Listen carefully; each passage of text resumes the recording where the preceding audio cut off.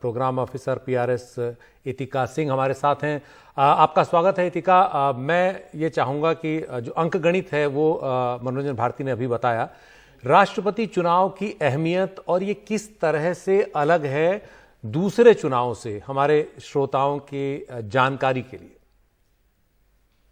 जी, राष्ट्रपति जैसे पहले हमारे के सबसे पहले नागरिक हैं और इस तौर पे उनके बहुत सारी जिम्मेदारियां और बहुत ही सारे अलग रोल्स रहते हैं। जैसे अगर संसद की बात की जाए तो संसद का भी एक हिस्सा होता है राष्ट्रपति। संसद का कोई भी सत्र बुलाना हो तो राष्ट्रपति को अधिकार है कि वो बुलाते हैं, या कोई भी विधेयक जो संसद पारित करता है उस पे राष्ट्रपति जी की सहमति चाहिए होती है। तो ये बहुत ही महत्वपूर्ण पद है। इसका जो इलेक्शन होता है, जो आप और मैं जानते होंगे लोकसभा इलेक्शन से, वो काफ़ी अलग रहता है। जैसे अभी आपने बात की, एक निर्वाचन मंडल रहता है, एमएलएज और एमपीज वोट करते हैं, आम नागरिक आप और मैं नहीं वोट करते हैं। ऐसे ही जो भी अगर किसी राज्य में कोई विधान परिषद है, जैसे कर्नाटका या उत्तर प्रदेश में, वो लोग भाग नहीं लेते हैं। राज्यसभा के जो नाम निर्देशित 12 सदस्य होते हैं वो भाग नहीं लेते हैं। तो जो बाकी एमपी एमएलए इसमें भाग लेते हैं, वो अपना जब वोट डालते हैं उसमें एक उनको प्रेफरेंस देना होता है। जितने भी कैंडिडेट्स अब आएंगे, जो शेड्यूल निर्वाचन आयोग ने दिया है, उसमें जितने भी कैंडिडेट्स आएंगे उनके नाम के आगे 1, 2, 3 दिखाना होता है और उस हिसाब से पहले फर्स्ट प्रेफरेंस वोट्स लिए जाते हैं।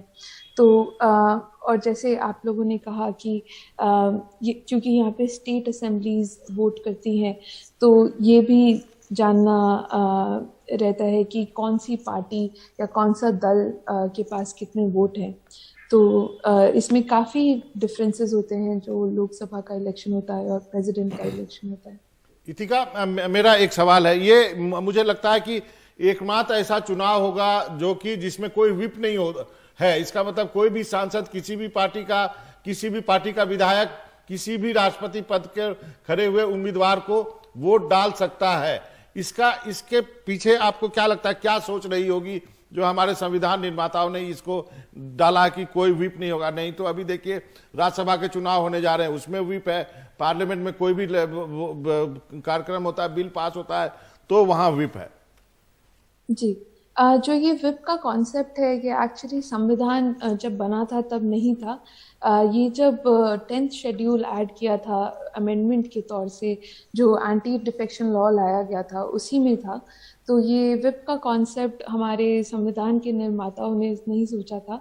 एंड अभी भी अगर मैं कहना चाहूँ तो यही कहूँगी, क्योंकि राष्ट्रपति सभी के राष्ट्रपति होते हैं और जो एमएलए एमपी इनके लिए वोट डालते हैं वो पूरे देश के लिए इनके लिए वोट डालते हैं, तो इससे उन पे व्हिप लागू नहीं होता है।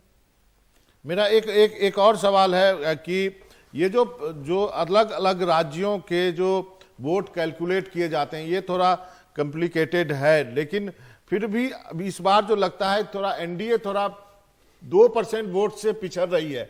आपको क्या लगता है कि बाकी राज्यों से या कोई ऐसा कैंडिडेट देना पड़ेगा जिससे कि एनडीए जो है अपना राष्ट्रपति भवन में ला सके?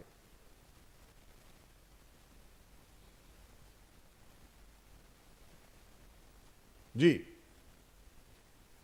इतिका से हमारा मैं मनोरंजन भारती आपसे सवाल करना चाहूंगा। पहले मैं बता दूं, इतिका जो थी वो पीआरएस फाउंडेशन, रिसर्च फाउंडेशन की प्रोग्राम ऑफिसर थी। आपसे अभी बात हो रही थी ऑफ द रिकॉर्ड भी, क्या जो जरा सा अंतर एनडीए को पड़ रहा है उसको पाटने के लिए क्या क्या कर सकता है एनडीए राष्ट्रपति चुनाव में?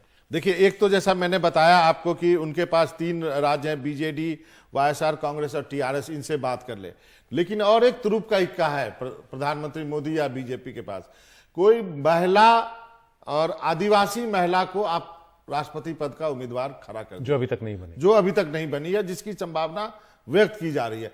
महिला ना भी हो तो ट्राइबल हो, मुंडा साहब का भी नाम आ रहा है, कई द्रौपदी मुर्मू का नाम आ रहा है, वो ट्राइबल महिला के लिए। ऐसा होने से क्या फायदा होगा? वैसा होने से ये होगा कि चूंकि व्हिप नहीं है और आपको मालूम है कि राज्यसभा में, विधानसभा में और लोकसभा में सीटें रिजर्व हैं।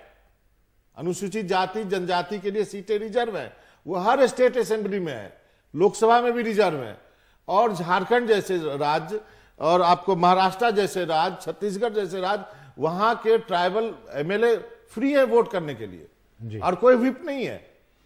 तो इसका मतलब है कि ये 2.2 का जो अंतर है उसको आप एक चुटकी में खत्म कर सकते हैं। अब देखना अगले 20 दिन के अंदर किस तरह की राजनीति देखने को मिलती है। खूब नाम उछलेंगे, कई नाम आएंगे, फिर कई नाम हटेंगे, फिर कई नाम आएंगे, और कई बार एक अचानक ऐसा नाम आ जाता है जिस पर कोई सोच विचार कर ही नहीं रहा होता। और खासतौर पर मोदी सरकार के साथ तो ऐसा बहुत देखा गया है कि ऐसा नाम अंत में सामने आता है जिस पर कोई विचार कर ही नहीं रहा होता या दूर दूर तक सोच नहीं रहा होता।